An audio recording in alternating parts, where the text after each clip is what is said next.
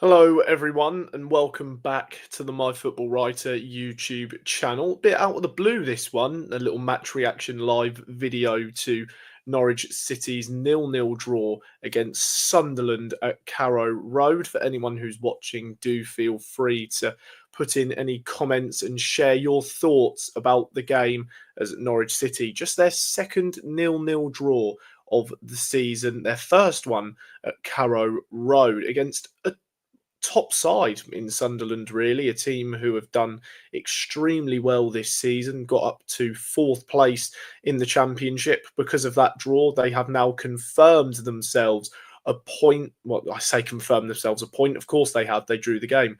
But they confirmed themselves a playoff spot in the Championship, have the Mackems. So congratulations to them. But they almost sort of struggled to break down quite a resolute Norwich City defence for the majority of that game. They got a little bit complacent, perhaps, in the latter stages of both halves. That could be down to just having tired legs, but due to playing on Saturday and then they have to play on Friday night against league leaders Burnley. So a tough 6-day period for the Canaries, but they've come out of a game where many would have expected them to not get a point at all. They've come out with it with a 0-0 draw, a clean sheet against one of the best sides in this division, and they were arguably the better team for the majority of the game. At half time, Norwich had 7 attempts on goal. I think only 2 or 3 of them were on target, and Sunderland didn't have a single shot. Norwich were really very good, a very positive performance from them after what was just a dire showing on Saturday at Home Park. But they played in front of a home crowd. They looked up for it. And what let them down, Norwich, was their final third, decision making and their final product. It just wasn't good enough. They were able to get themselves into the positions, no trouble whatsoever, but they just couldn't finish them off. They had so many opportunities to score a goal in that game and get all 3 points against a Sunderland team who did see a lot of changes, perhaps due to wanting to get minutes in other players' legs, but they have now confirmed a playoff spot, so they'll be very happy with that. Sunderland, they've got another 5 games to go after this. There's not too much to be concerned about for them. But there's a lot to be concerned about with Norwich because we are a Norwich fan channel and we're going to talk about it. So we've got the first comment of the live stream. As I said just a few moments ago, don't feel afraid to share your thoughts along the duration of this stream, however long we look to go. And it's one of our channel contributors in Will Grant. He says here, a good point to remind people that Johannes Ovtorop is a good coach. We need similar performances like this for the remainder of the season, increasing the morale amongst the supporters. And I think that is a fantastic point from William here. It's spot on, really. It is a very good point, and it does remind people that Torup can be successful in his time here at Norwich. It was a very resolute performance that had a lot of positives to take from it. There was some really neat passing play and good moments where the team were able to link up with one another and create those opportunities. They just were unable to finish them off.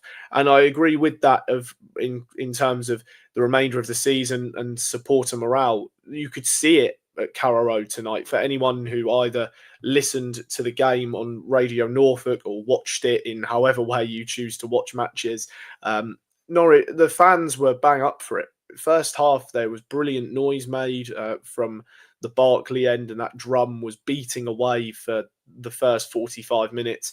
Even in the second half, when Norwich had their slight moments where they looked like they may just finally carve out an opportunity, but they were unable to break the deadlock, fans were bang up for it. And that's what really Norwich have been missing for a lot of their games as of late. The fans haven't necessarily been right behind them due to poor performances. It is only 2 wins in their last 11 games, so perhaps that's fair enough. And ultimately, however people choose to support their team is completely up to them. But no, it's absolutely spot on from Will here. A performance like that will make fans happy because it was good football, was really good football at times.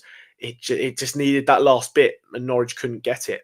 But again, if anyone wants to comment further on that, feel free to leave one in the comments section. I'm more than happy to bring it up and hear all your points and share them and discuss them over the course of the evening. Norwich drawing 0-0 with Sunderland. But again, going back to Will's point here, I'm going to keep flashing it up.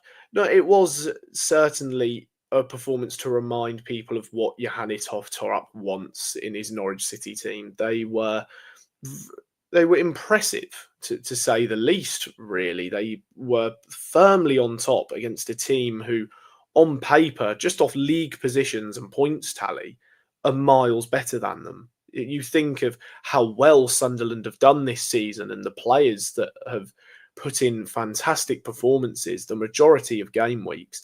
Norwich nullified so many threats, even when there was the triple substitution by Sunderland, bringing on Wilson Isidore, Enzo Lefebvre and Patrick Roberts, taking off players who hadn't really had good games in Leo Gelder, and also taking off their youngster Tom Watson, and the other player who's come off has completely escaped me for the time being. I think it was, I think it's Muskic, his name was, who played on the right wing for them. He didn't really have a good performance. And another one of our channel contributors, we've had Will Grant say something. Jack Wright is here and he said something. And this was what I was just about to go on and say. Jack's taken the words right out of my mouth. If Sunderland had turned up tonight, we would have lost comfortably. We looked out of battery and a bit clueless. That said, Jacob Wright, baller. And then again, although Jack here, we'll probably discuss this Friday night for the watch along against Burnley. Oh, we've not announced that yet. Maybe I should have kept quiet about that. But no, we'll probably discuss this anyway because we all talk to each other all the time. I think I disagree with Norwich look out of battery. I don't think that they did in the latter stage of that game. I still think they were a bit full of running and they were willing to fight and make sure that, albeit they couldn't win the game, made sure they didn't lose it, which is something Norwich haven't done very often over the course of this season. In terms of looking a bit clueless, final third, I agree with. I think there was some really odd bits of decision making and the end product wasn't there whatsoever from Norwich tonight. It was quite a lackluster attacking performance, but defensively was solid. And Norwich don't really look solid when they're defending a lot of the time this season. But I agree with the first point. If Sunderland had turned up, Norwich would have been battered. They certainly would. I think Norwich are perhaps a little bit fortunate that players like Patrick Roberts, Enzo Lefebvre and Wilson Isidore didn't start the game, albeit they then came on with about 25 minutes to go. But again, Norwich were doing really well defensively and they were seeing out so many threats. Even when the bigger names come on, Norwich still were able to deal with them. It was so resolute in that back line, and despite the fact Norwich had Kenny McLean playing as left back, and just he was one of their better players. But that last point there, I'll go back to it. Jacob Wright, fantastic today, absolutely fantastic. Probably the man of the match in many Norwich fans' opinion. And if you are a regular to the channel or you're just joining and you're here for the watch along, just go back to the video posted this morning about Jacob Wright. It looks as if Norwich City are going to exercise their option to make his loan signing from Manchester City permanent. £2.3 million is the fee. And when he's put in a performance like that on, I want to say, what was only his second start for Norwich City on loan, make it a permanent. He was absolutely brilliant. Broke up play superbly in the middle of the pitch, was winning all of his duels, was really good at progressive passes when he had the ball at his feet. He's exactly what you want in a defensive midfielder. Wins his duels, screens the back four, prevents the ball from getting near them. And then when you need him to play a forward pass or just instigate an attacking transition from a defensive phase to an attacking one, he can play the ball through and find a teammate. So no, he was fantastic today, Jacob Wright. It looks as if, he wants to stay at the football club. Johannes Hoff-Torp wants him. When you play like that, just go for it. Make the signing. And we'll go on to the next point. Again, Will Grant is here putting in the points. If you just joined us, please don't feel afraid to put a comment in, share your views, whether you're a Norwich fan or you're a Sunderland fan, or maybe you're a neutral fan who just found this and you're still sat here watching it. Well, regardless, I thank you all for being here, but do not feel afraid. There we go, to put in your comments and I'll read them out and we'll have a talk about them and we'll see what everyone makes of it. But on to the next point again from Will. We should be excited going to Burnley at the possibility to deliver another good performance at a tough away ground. It's about increasing the sample size of notable performances now. And I completely agree with him. I think, again, that's a very valid point to make. It's after a performance like tonight against a really solid outfit in the Championship who have confirmed a playoff spot with 5 matches to go. That is how good Sunderland are. They are a guaranteed top 6 with 5 more matches to play. They are a top team, as are Burnley. There's a reason why they're top of the division currently, and they've conceded the least amount of goals. If Norwich can go to Turf Moor, as Will has said here, a ground which is notoriously tough to play at, very difficult ground to go to for any team when Burnley are in any division, you could argue. But if they can do exactly that and they can increase the sample size of performances that are positive, then as Will said earlier, I'll just get his earlier point up here, this last sentence, increase the morale of supporters through performances like that. So if Norwich can go to Turf Moor and do what not many teams have done this season, get a good result, even 0-0, much like with this match against Sunderland, would be a perfectly fine result away at top of the league. You get a 0-0 draw, not too bad. Burnley love a 0-0 draw as well. They love a clean sheet especially. So, no, I think if Norwich were to have an exact carbon copy of this performance and result on Friday night, I don't think anyone would be discerned at all, albeit it would only be 2 points from a possible 9 in the space of 6 days and just 2 wins from 12 matches. I think when you look at it in the bigger picture of where Norwich are, albeit it's a shame that it may, if it is to happen at Burnley like tonight, it would be a shame it's coming at a late stage in the season, getting those sort of results and playing and putting in performances of this sort of standard. It would be annoying that it's coming late, but from what a big criticism of Johannes Torp has been is that there's not been any clear advancement of his team and that there's not been any sort of progression really for Norwich City since he's been here. I think if you can put in 2 performances very similar that are good, I mean, we nullified Sunderland massively in the first half. They didn't get their first corner until the 73rd minute. So Norwich just showing how good they can be. I think I saw a point earlier on social media, not to say I completely agree with it, but this is how it's affected fans and their morale. Someone said that if Norwich had 20 matches left to play and they were playing like this, they would be a title contender. I think that's perhaps a little bit overkill, but you can somewhat see the point they're making. I think if Norwich did have a long way to go in the season, say if this was the standard of performance Norwich had in the early stages of Torup's tenure at Norwich, which they did, they had a really fruitful spell around September and October. But if this was their performances at this stage of the season against these sort of sides, of course, it's very easy to say with hindsight and right after the game, but you would think Norwich probably could be a genuine contender against the top sides. They've played Sunderland at home and controlled majority of the game, had nervy moments, but they saw them out, were able to deal with it defensively. Attacking wise, very frustrating. A lot of half chances and final third product that just wasn't there. It was a very annoying. There was a lot of instances where the passes were just misplaced and Norwich were a bit too slow on the ball. They weren't playing quickly enough, and ball speed being killed allowed Sunderland to sit in a low block, which Norwich couldn't break down.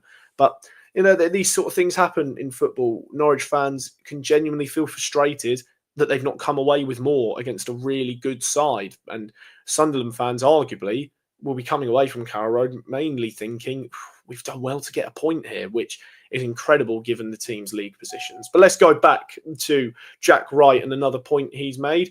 Do you think any hopes of a good end to the season are hampered by a lack of natural left back? Well, we've seen tonight that may not even be the case. Norwich, albeit they've not won the game, as I've just said now, a clean sheet, a point against a top side who are guaranteed a playoff spot with 5 matches to go.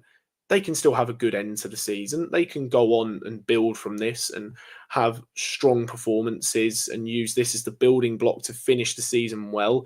Yes, they don't have a left back, which maybe will cost them. But Kenny McLean has played matches at left back before in a Norwich City shirt. I mean, he wasn't bad in them. We've seen Jakob Sorensen utilised as a left back at Norwich, where he arguably had his best time as a Norwich City player. Yes, it's been a long period since, but there are players who clearly Yanisov Torat believes can do a job in that position, and he may utilise them. I think what shouldn't really be done is hindering Kellen Fisher, moving him to left back to have Jack Stacey at right back. I think we've seen that experiment tested and it wasn't a good one. So yes, it could hamper Norwich ultimately not having a proper left back, but they used Lucien Mahovo to come straight into the side as a youth player coming into the first team. There's surely going to be other left backs. So if it has to be that, just chuck another player in. And if it doesn't work, it doesn't work. If it becomes positive and there's signs of improvement in the player used, then go for it. Why not? There's got to be other left backs in Norwich's setup, but maybe it would be quite a premature decision to bring them in and only utilise them in the first team. But another point from Will Grant, thoughts on Slimani showing. Well, he was substituted off injured, was Anis Slimani. But again, it was like this at Plymouth on Saturday. He was utilised almost as a second left winger. It just seems bizarre for a central midfield player who is all about physicality, winning duels and helping Norwich win midfield battles. Why on earth is he starting to be utilised as a wider player? He's not really got the pace. He hasn't exactly got the technical abilities to be a wide man. So again, it was just quite bizarre to have him in that position. So not again for Slimani, not really his best performance for Norwich. He's somewhat struggled since he's become a permanent signing, Anis Slimani. But players sometimes have these sort of periods where they don't have good performances and it's tough on them and they maybe end up not being in the team anymore, and then their chances of making an impact are a lot less if you're only utilised as a substitute. But no, it's weird with Slimani. I don't really get why he's somewhat now playing as another winger for Norwich. It's bizarre to me, but obviously I'm not the first team manager. I'm not the one who makes these decisions. But what did maybe you all make of Anis Slimani's performance? As I've said a few times, don't feel afraid to put a comment in on the live stream chat. I will pick up on it. I'll read it out and let you all know what I make of it. We can have a little discussion as Norwich City, only their second 0-0 draw of the season at Carrow Road against Sunderland. But going really back onto the point made by Jack here about a natural left back maybe hindering Norwich City. Again, it's just bizarre that the injury crisis this season has been horrible, been so bad. There's now, as said there, no natural left back. Benjamin Crescene was seen on crutches at Carrow Road. Lucien Mahovo looked like he was about to be back, but now it's a different issue with his injury, and that may see him not play for the rest of the season. Callum Doyle can play as a left back, mainly utilised as a left-sided centre-half with Norwich, but he may not play until the final 3 matches of the season. And they utilised Kenny McLean there in the second half against Plymouth on Saturday. They used him there today against Sunderland, but I didn't think he was overly poor. Don't think anyone really was massively. It doesn't really feel like anyone was had a sort of honking performance, if you will. No one exactly was bad. I think everyone played their part in the team quite well.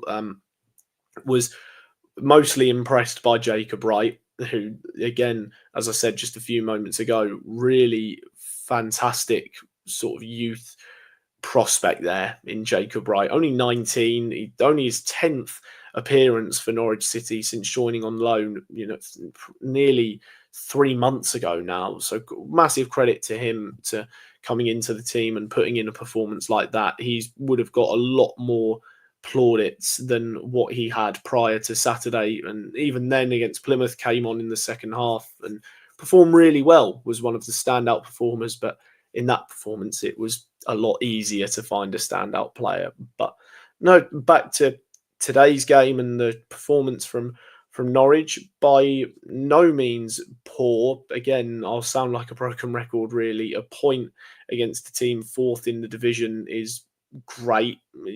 Anyone can be more than happy with that. Well, wherever you are in the league, even if you're a top side in the playoff places and you get a point against a team fighting with you, you're not complaining. As long as you don't lose the game, then you can't complain. But Norwich, arguably at half time, they could have been 3-0 up. On a different day, they genuinely could have been 3-0 up in the first half. They had some fantastic chances.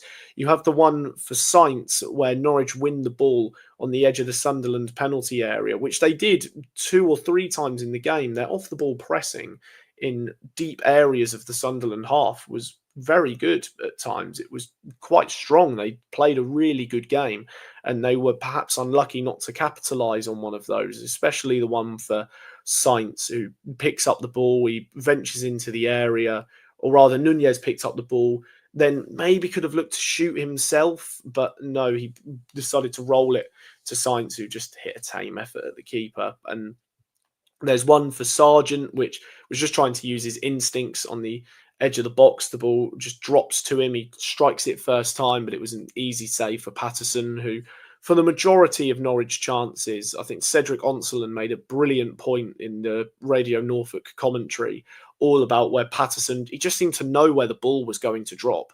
Anytime Norwich put a cross into the area or they were on the attack and they looked for that final ball to test the Sunderland defence, Patterson just seemed to know straight away. He knew where the ball would drop, went to it, picked it up, and was able just to nullify a Norwich threat. But even just a lot of unlucky moments for Norwich in the attacking final third. The final pass just wasn't there. There was one with about 2 minutes to go where Forson just played a through ball to Sainz, but he completely overhit it and the ball went away from him. There was even one where Sainz was set away on the counter-attack from a corner, but he just didn't have the pace. He was sprinting through, but he got held up and he went down quite softly, really, and didn't win the free kick. He was asking for it, but no, was never going to win it. It was really soft from Sainz, that. And again, just unlucky because the amount of opportunities Norwich were carving out to then get to the final third, I'm pretty sure me and Jack said this in the Bristol City watch along a couple of weeks ago.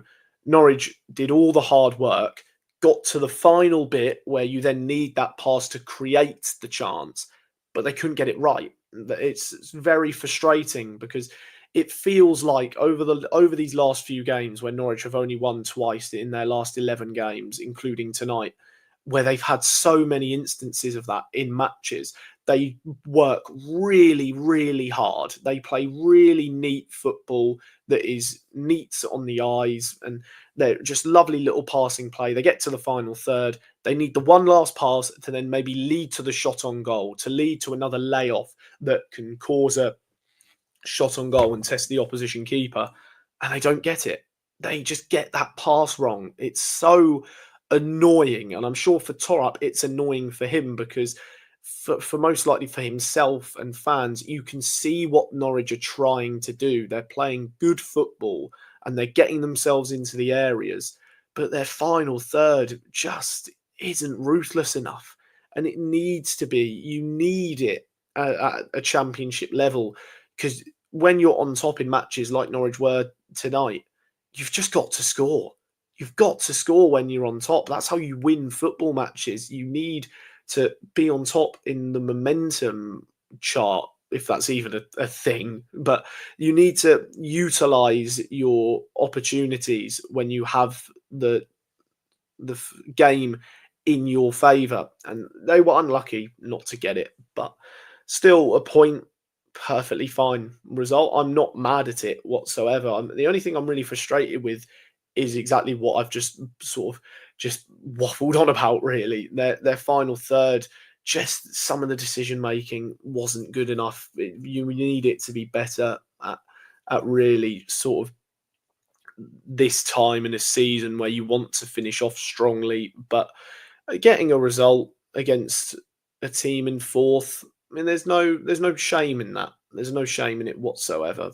But ultimately, that's what Norwich settle for. I think there'll be a lot of positive words said in the Norwich dressing room. Either that's currently going on. I'll be intrigued to see what Johannes Otterup says in his post-match press conference as well, in terms of what he made of performances and what he feels Norwich should take as that next step to then turn a result like this tonight, a 0-0 draw, into a win. And I'm sure he'll look to do that in the game against Burnley on Friday night. Just look to see what Norwich can do in that game and bring into it what they did today to then make the game a good one for them, because it is ultimate.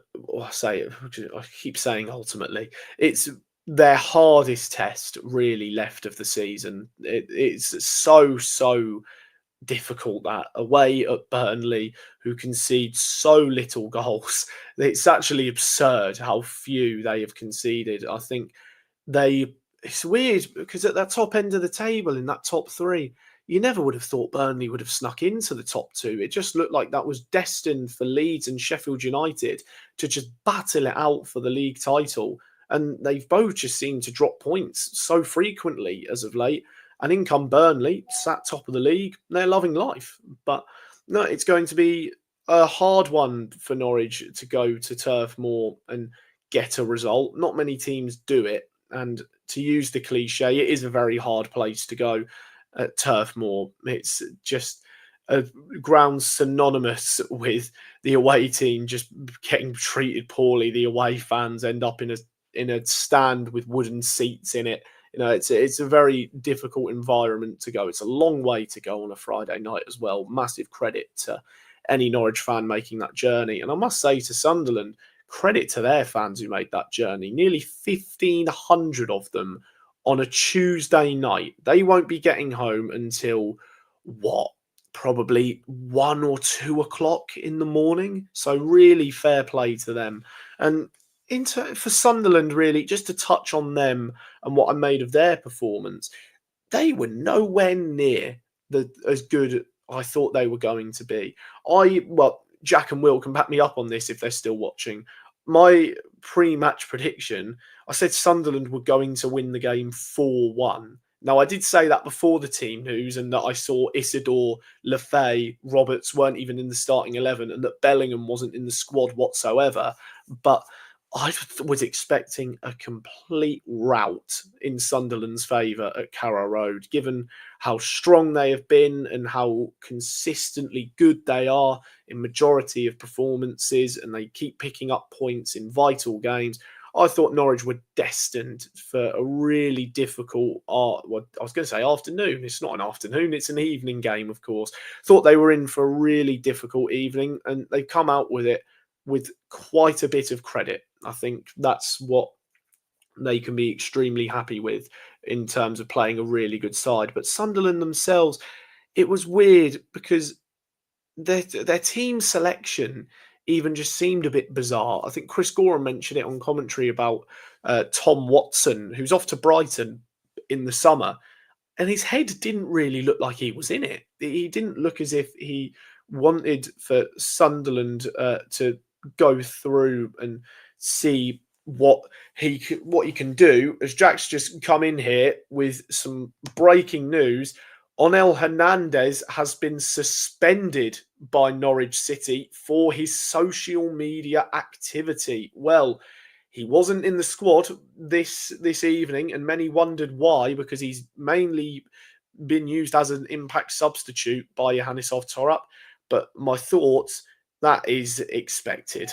I think that is to be expected. There was the whole TikTok fiasco after Norwich lost to Sheffield Wednesday when they were 2-0 up at half time. And then Hernandez posted one with quite a few expletives about his team throwing away the opportunity. I believe there was one that was posted on X a couple of days ago. There was a long comment about Johannes Torap not being the right manager for Norwich. I believe it was along those lines.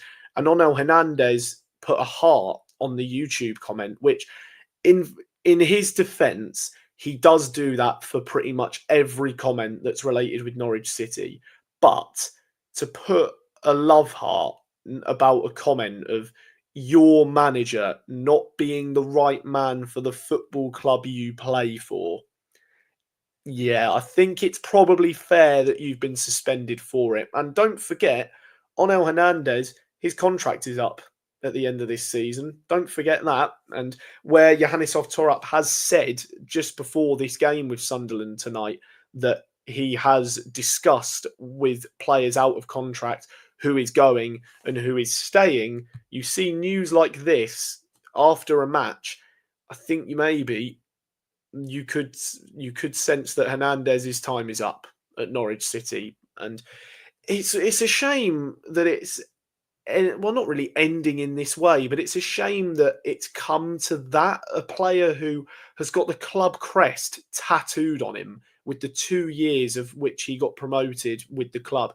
And he has always said how much he loves the fans, the club, and even the city of Norwich, to then go and now you're just so silly to get yourself suspended for social media activity. It's just bizarre to, you're a professional footballer and the things you do are picked up on by millions, whether that's on or off the pitch. But no, it's just so odd from Onel. It's a shame that that's happened for him and it's at the late stage of the season, but you feel as if with that news here that Jack's come up with, and also the news of Torap has decided who's going to stay at Norwich and who's not going to with the players out of contract, I think it's time that Onel Hernan, I think that's it for him, which is a shame. It is a shame. But let's go back onto Sunderland before we got interrupted.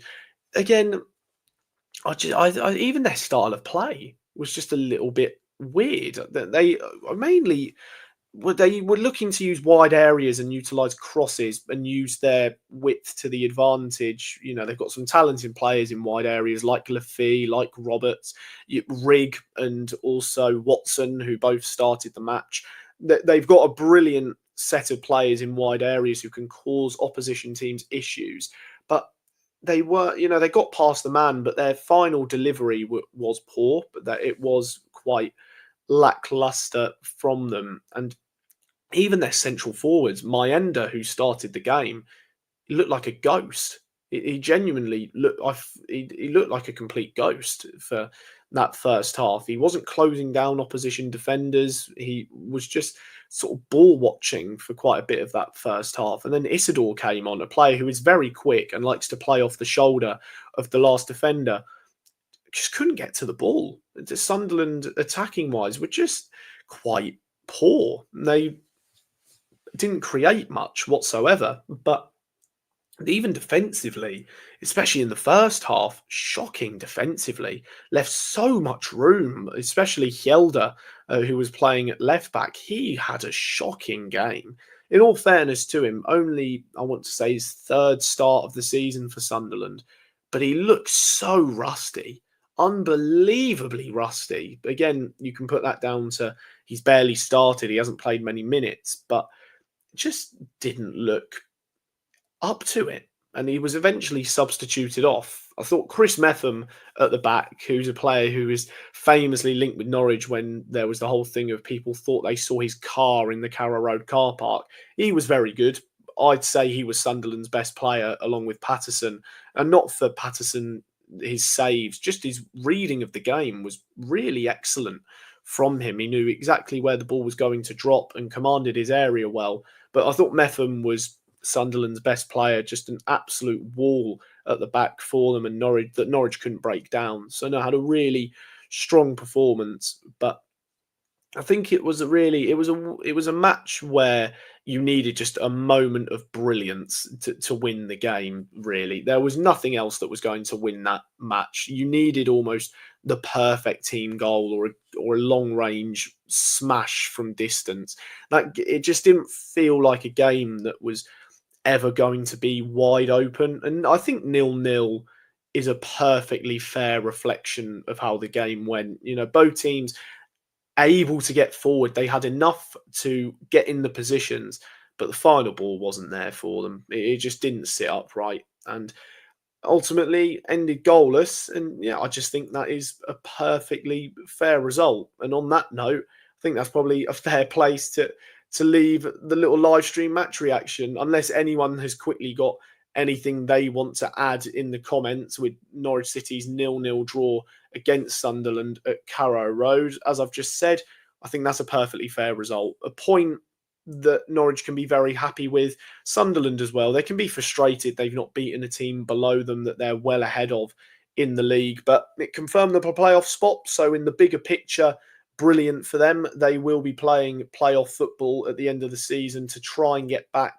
into the Premier League. Norwich, a team that are, well, you can completely flip it. A team who are much higher than them in the league, a lot better off points tally. Norwich get a point against them in a game where, for I'd say probably 60 to 70 minutes, they were the better side and deserved a goal. They didn't get it, but they can use this as the beginning or building block rather to try and put in a good end to the season. They travel to Burnley on Friday night. Turf Moor will be a toughie for them. A very hard team to play against Burnley. Very defensively resolute. And Norwich, it'll be interesting. You've got the league's strongest defence against the second top scorers. Well, who knows what can happen, but we'll wait and see for that. Hope you've enjoyed the little live match reactions. Thank you to Jack and Will, who, well, they do contribute for the channel. So fair enough, they were the two contributing the comments. But that's all from me tonight. It ended Norwich City 0, Sunderland 0, and we'll be seeing you on Friday night when Norwich take on Burnley in the next game in the Championship.